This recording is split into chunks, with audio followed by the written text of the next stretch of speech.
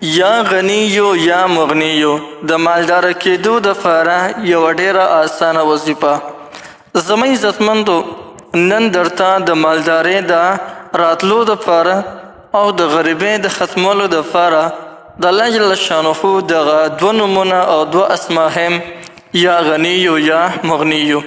کم انسان چې د دوه نومونو وظیفه شروع وکړي، الله جل شانه به زر تر زره دغه کس مالداره کړي او داسې ځای نه به ورته الله اسباب برابر کړي چې د دې انسان به په وهم او ګمان کې هم نه تېرېږي. یا غنیو یا مغنیو، په دې کې د مالدارۍ ډېر لوی رموز او ډېر لوی اسرار پراته دي. د دې رموز او د دې اسرارو نه هغه خلک خبر دي چا چې د دې وظیفه کړې ده یا غنیو یا مغنیو. د دې د فوایدو نه هغه خلک خبر دي. کم انسان چې په دې ذکر باندې همیشهوالی وکړي، هغه انسان به چېرته د چا په وړاندې لاس خور نه کړي. رب العالمین به دا انسان د خلکو نه مستغني وګرځي، چاته به د دې انسان حاجت نه راځي. د دې انسان یعنی کم انسان چې یا غنیو یا مغنیو وظیفه کوي، دا به الله جل جلاله چېرته کې محروم نه کی، یعنی الله جل شانه به دې انسان ته مال او دولت ډیر زیات ورکي. ناراضي د وظیفې کولو طریقه درته هم ډیره زیاته اسانه وظیفه ده.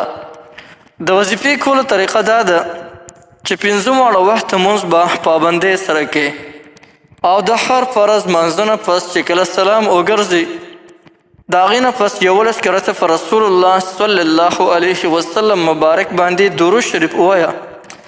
بیا 200 کرته یا غنیو یا مغنیو وظیفه وکړه.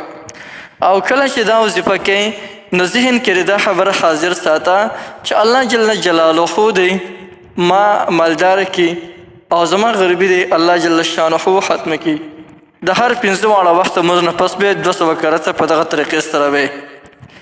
بیا چې کله د ماسخوتن د منځه نه فارغ شي، د هر څه وکړي، نو یو ځان له ځای کې به کښېني او په هغه ځان له ځای کې به د ټولو اول 3 کرته په رسول الله صلی الله علیه وسلم مبارک باندې درود شریف ووایي. او بیا به 15,000 کرته 5,000 مرتبه یا غنیو یا مغنیو وظیفه وکړي. او بیا به 3 کرته په رسول الله صلی الله علیه وسلم مبارک باندې درود شریف ووایي.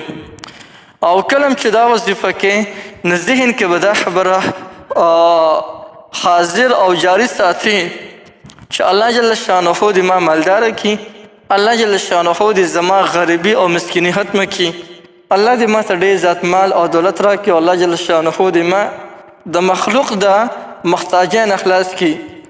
نو انشاءالله کم انسان چې دا وظیفه پابندۍ سره کوي، د همیشه دپاره کوي، لږې ورځې به لا تېرې نه وي چې الله جل شانه به د ستا د زړه ارمان پوره کړي، غریبي به د الله جل شانه ختمه کړي او مالداري به د باندې رب العالمین راولي.